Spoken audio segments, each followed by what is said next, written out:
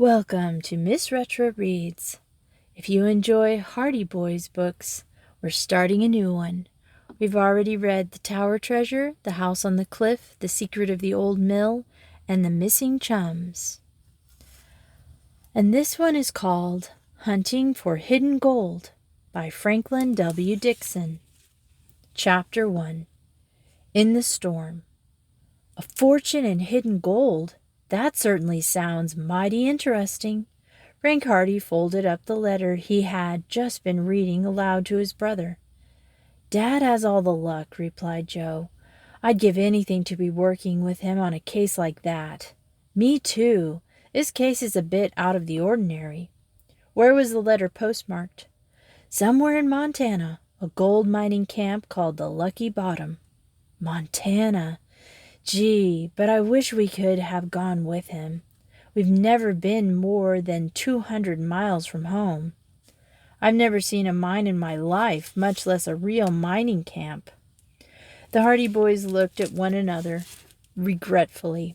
They had just received a letter from their father, Fenton Hardy, an internationally famous detective who had been called west but a fortnight previous on a mysterious mission. The letter gave the boys their first inkling of the nature of the case that had summoned their father from Bayport on the Atlantic coast to the mining country of Montana. "A fortune in hidden gold," repeated Frank. "I hope he finds it all right." "It was stolen from one of the big companies, wasn't it?" "Yes. He says that an entire shipment of bullion was stolen before it left the camp. So they believe it must have been hidden somewhere in the neighborhood. But his job is to find it. If he can. And the thieves as well," Joe sighed. "I sure would like to be out there right now. We might be able to help him." "Well, we've helped him in other cases, but I guess we're out of luck in this time. Montana is too far away." "Yes, and we have to keep on going to school. I'll be glad when we're through school and can be regular detectives like Dad." Frank grinned. "No use grouching about it," he said cheerfully. "Our time will come someday." "Yes, but it seems a long time coming," replied Joe, smiling ruefully. "Oh, it's in a few more years we'll be going all over the country just like Dad, solving robberies and murders and having all sorts of excitement. We haven't done too badly so far anyway." "Yeah. We had the fun of discovering the Tower Treasure." "And running down the counterfeiters." "Yeah. And solving the mystery of the house on the cliff and finding out about the Black Snake Island." The boys were referring to previous cases in which they had been involved and in which their ability had been proved. But it had been several months since any adventure or excitement had come their way, and they were feeling restless. The more so now that they knew their father was at that moment in the remote mining camp in the west, engaged on a mystery that seized their imagination. "Hidden gold," said Joe, half to himself. "That would be a case worth working on." "Forget it," laughed his brother. "There's no use making yourself miserable wishing we were out there, because we're not, and it doesn't look as if there's much chance that we shall be. Perhaps his old case isn't so exciting anyway. You're not going to spend all Saturday wishing for something you can't have. Don't forget, we're to go out with Chet and Jerry this afternoon." "That's right," declared Joe. "I'd almost forgotten. We were to go skating, weren't we?" "Yes, and it's about time we started, or the others will be going without us." This possibility moved Joe to action, and in a few moments the Hardy boys had dismissed their father's letter from their minds and were rummaging in a cupboard beneath the stairs for their skates. They had planned to meet their chums at the mouth of Willow River, a stream that ran from the mountains down through the farm lands to Burmart Bay, on which Barmouth was located. It was a brisk, clear winter afternoon ideal for an outing, and their Saturday holiday from Bayport High School was much too precious to be spent indoors. Their Aunt Gertrude, an elderly, crotchety maiden lady of certain temper and uncertain years, eyed them suspiciously as they came into the hallway with their skates and began donning sweaters and warm gloves. Skating, eh? She sniffed. You'll go through the ice, I'll be bound. The boys knew from experience that it was always best to placate Aunt Gertrude. We'll try not to, Aunt Gertrude, Frank assured her. You'll try not to? A lot of good that will do you. If the ice isn't strong, all the trying in the world won't keep you from going through it. And the ice isn't strong. It sure isn't. It can't be. The fellows have been skating on Willow River for more than a week now. Maybe so, maybe so. They've been lucky, and that's all I can say. You mark my words, that ice will break one of these fine days. I only hope you boys aren't on it when it does. I hope so, too, laughed Frank, drawing on his gloves. It's no laughing matter, persisted Aunt Gertrude gloomily. Well, I suppose if you will court death and destruction, an old lady like me can't do anything to stop you, although you'd be better off at home studying. Run along, run along. Goodbye, Aunt Gertrude. Run along. Be home early. Don't skate too far out. Don't get lost. Don't get caught in a snowstorm. I'm sure there's one coming up. I know the signs.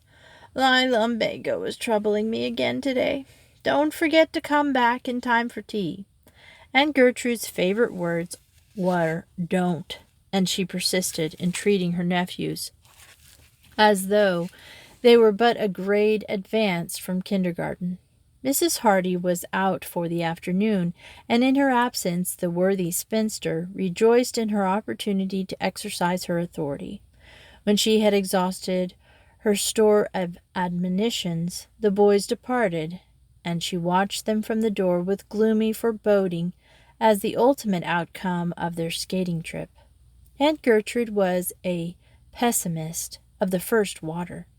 When the Hardy boys reached the foot of the street, they found Chet Morton, rotund and jovial, and Jerry Gilroy, tall and red-cheeked, awaiting them.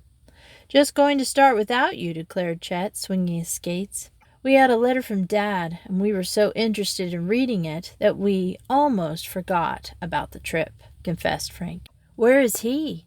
Out in Montana, in a mining camp, working on a case. Gosh, he's lucky, Jerry said enviously. I'll say he is, agreed Frank. Joe and I have just been wishing we could be out there with him. Well, we can't have everything, Chet said cheerfully. Come on, I'll race you to Willow River. He dashed off down the snow-covered street, the others in close pursuit. The race was of short duration, for Willow River was some distance away, and the boys soon slowed down to a walk. At a more reasonable gait they continued their journey, and within half an hour had reached the river, now covered with a gleaming sheet of ice. In a few minutes the lads had donned their skates and were skimming off over the smooth surface. The banks of the river were covered with snow, and the trees along the shore were bare and black. Above the hills the sky was of a slaty gray. Looks like snow, Frank commented, as they skated on up the river. Oh, it'll blow over, answered Chet carelessly. Let's go on up to Shallow Lake. We don't want to go away too long. It'll be dark before we get back. We can skate up there and back in a couple of hours. Come on. It was a brisk, cold afternoon, and the boys did not need much urging. Shallow Lake was back in the hills, but the boys made much good time over the glassy surface of the river that it was not long before they left the farmlands behind. Frank Hardy cast an anxious glance at the sky every little while. He knew the signs of the brooding storm and the peculiar haziness above the horizon, indicating an approaching snowstorm. However, he said nothing in the hope that they would be able to reach the mouth of the river again before the storm broke. It was 4 o'clock before the Hardy boys and their chums reached Shallow Lake. It was a picturesque little body of water, and the ice shone with a blue glare, smooth as glass and free of snow. It was a natural skating rink, and Chet Morton gave a whoop of delight as he went skimming out upon it.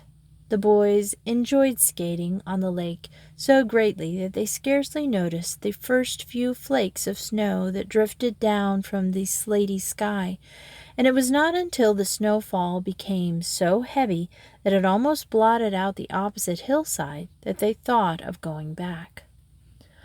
"Looks as if they're settling down for the night," Joe remarked. "We'd better start back before we get lost." "Might as well," agreed Chet Morton with a sigh. "I wish we'd come out here this morning. I'd like to skate here all day." With Frank Hardy in the lead, the boys began to make their way towards Willow River, where it left the lake. They were about half a mile out of the open expanse of ice, and snow was now falling heavily. At first these soft white flakes had merely drifted down. Now they came scuttling across the ice, whipped by a rising wind. "It'll be harder getting back," Frank said. "The wind is against us."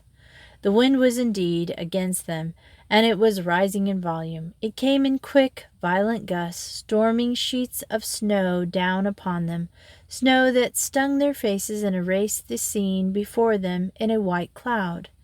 Then it blew steadily with increasing force. The storm moaned and whistled about them. They could scarcely see one another, save as dark, shadowy figures skating steadily on towards the gloomy line of hills that rose from the haze of the storm. "Why, this is a regular blizzard!" Chet Morton shouted. As though in emphasis, the wind shrieked down upon them with a redoubled fury. The snow was swirling across the flat surface of the lake in great white sheets. The cold became more intense. It became apparent that in a few minutes even the nearby shores would be blotted from view. "Let's make for the shore," called out Frank. "We'll wait until it blows over." There was a high cliff not far away, and Frank judged that it would provide shelter from the brunt of the storm until they should be able to continue their journey. Clearly, it was inadvisable to go on, for the wind was against them, and they were making little headway. Also, in the fury of the sweeping snow, it was possible that they might become separated, so they turned towards the cliff that they could see dimly through the gray gloom. The wind shrieked, the snow beat against them, the sharp flakes stung their faces, swept into their eyes. The hurricane seemed like a mighty wall, forcing them back. Doggedly they skated on into the face of the blizzard that seemed to be sapping their strength. Chet Morton already was lagging behind. The snow was collecting on the ice in little heaps and banks that clogged their skates and made progress even more difficult. The face of the cliff seemed a long distance away, and with redoubled fury the wind came howling down over the hills. Frank was almost exhausted by the constant battle against the wind and snow, and he knew that the others, too, were tiring quickly. It would be death for them if they faltered now. They must reach the shelter of the cliff. Chapter 2: A Call for Help. Doggedly the boys fought their way on through the blizzard. Once Joe Hardy stumbled and fell prone in the snow. He was up again in a moment, but the incident testified to the difficulty of their progress. The cliff seemed no nearer. To add to their peril, twilight was gathering, and the gloom of the blizzard was intensified. "We've got to make it," Frank muttered, gritting his teeth. The boys were strung out in a single file, Chet Morton in the rear. All were tiring. Frank skated more slowly to give the others an opportunity of catching up. When they were together again, he waved his arm toward the gray mass that loomed through the storm ahead. "Almost there." His words gave all of them new courage, and they redoubled their efforts. In a short while, the force of the wind seemed to be decreasing, and they were now gaining the shelter of the cliff. The snow had not collected so heavily on the surface of the ice, and they made better progress. In a few minutes they had skated into the area of comparative calm. They could still hear the screaming of the wind, and when they looked back the entire lake was an inferno of swirling snow, but in the shelter of the steep rocks they were protected from the full fury of the blizzard. "Some storm," grunted Chet as he skated slowly to the base of the cliff and sat down on the frosted, encrusted boulder. "I'll say it is," repeated Jerry Gilroy, following Chet's example. The Hardy Boys leaned against the rocks. They were safe enough in this shelter, unless the wind changed completely about, which was unlikely. With the approach of the darkness it was growing colder, but all the boys were warmly clad, and they had few fears on that score. Their chief worry was lest the storm should not die down in time to permit their return to Bayport that night, because they knew their people would be worrying about them. "I see where Mother won't let me go skating again," declared Chet. "She's always afraid I'll get drowned or lost or something. And now she'll get such a scare, and I'll never get out again." "Aunt Gertrude will crow over this for a month," Joe put in. "She said before we started that we'd be sure to get into some kind of a mess." "Well, we'll just have to wait here until the storm blows over, that's all," said Frank philosophically. "Even if it does get dark, we can follow the river all right and get home easily enough. Perhaps the storm won't last very long." The boys settled themselves down to wait in the lee of the high black rocks until the fury of the blizzard should have diminished. There seemed to be no indication that the storm was dying down, and they resigned themselves to a wait of at least an hour. Frank scouted around in search of firewood, planning to light a blaze, but any wood there may have been along the shore had long since been snowed under, and he had to give up the attempt. While the boys are thus marooned by the storm in the shelter of the cliff, it might be best to introduce them to any new readers of these stories. Frank and Joe Hardy, 16 and 15 years old respectively, were the sons of Fenton Hardy, an internationally famous private detective, and living in Bayport, on the Atlantic coast. Although still in high school, both boys had inherited many of their father's deductive tendencies and his ability in his chosen profession, and it was their ambition to someday become detectives themselves. Their father had made an inviolable name for himself. For many years he was with the New York Police Department, but had resigned to accept cases on his own account. He was known as one of the most astute detectives in the country and had solved many mysteries that had baffled city police and detective force. In the first volume of this series, the Hardy Boys in the Tower Treasure, Frank and Joe Hardy solved their first mystery, tracking down a mysterious theft of jewels and bonds from a mansion on the outskirts of Bayport, after their father had been called in on the case and had been forced to admit himself checkmated. The boys had received a substantial reward for their efforts and had convinced their parents that they had marked abilities in the work they desired to follow. The second volume, The Hardy Boys, The House on the Cliff, recounted the adventures of the boys in running down a criminal gang operating in Barmont Bay. And in the third volume, The Hardy Boys and the Secret of the Old Mill, they aided their father materially in rounding up another gang. The volume just previous to the present volume, The Hardy Boys and the Missing Chums, told how they sought their chums, Chet Morton and Biff Hooper, who had been kidnapped by a gang of crooks and taken to a sinister island off the coast. As the boys waited in the shelter of the rocks, they talked of some of the adventures they had undergone. "This is the first bit of excitement we've had since we left Black Snake Island," declared Chet. "I thought we were never going to have any adventures again." "This isn't much of an adventure," Frank said, smiling, "but perhaps it's better than nothing, although I must say it's a mighty cold and uncomfortable one," he added. "I wonder if we'll ever have any adventures like the ones we've gone through already." "I think we've had our fill," grumbled Jerry Gilroy. "You've had more excitement than any other two fellows in Bayport." "I suppose we have, like the time the smugglers caught Dad and kept him in the cave in the cliff, and then caught us when we went to rescue him. And the time we got into the old mill and found the gang at work," added Joe.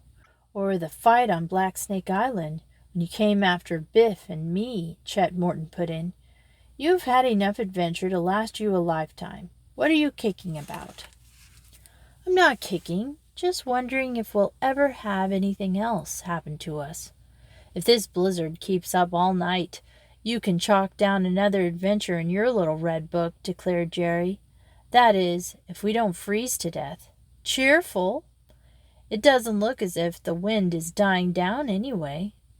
They looked out into the swirling screen of snow. The wind, instead of diminishing, seemed to be increasing in fury, and the snow was even sweeping in little gusts and eddies into their refuge at the base of the rocks.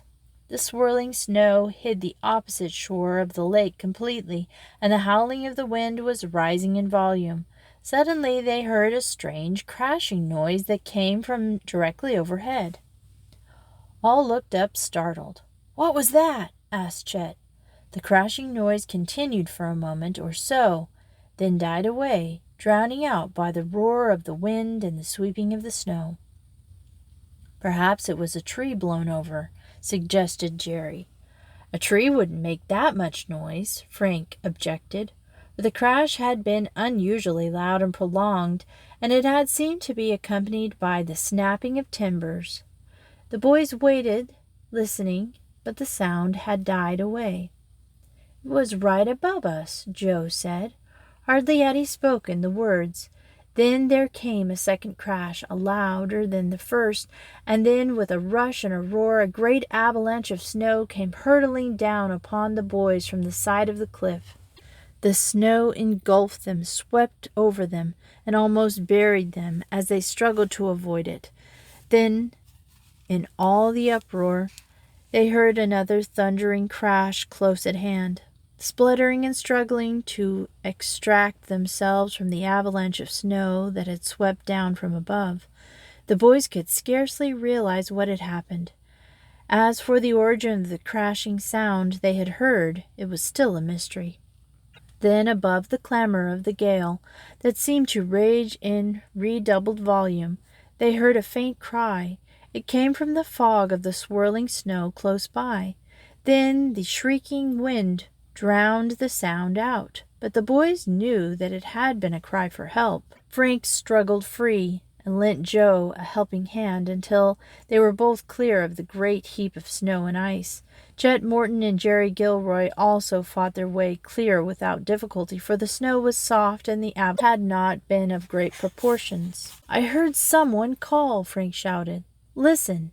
Shivering with cold, the boys stood knee-deep in snow and listened intently. There came a lull in the gale. Then faintly they heard the shout again. "Help!" came the cry. "Help! Help!" It came from somewhere immediately before them, and as the wind shifted just then, Frank caught sight of a dark object against the surface of the snow. "Come on!" he shouted to the others, and began plunging through the snow over to the object he had spied. The boys reached it in a few minutes. To their unbounded astonishment, they found that they were confronted by the side of a small cottage. And we will continue this book next Friday or Saturday. And thanks for listening to Miss Retro Reads.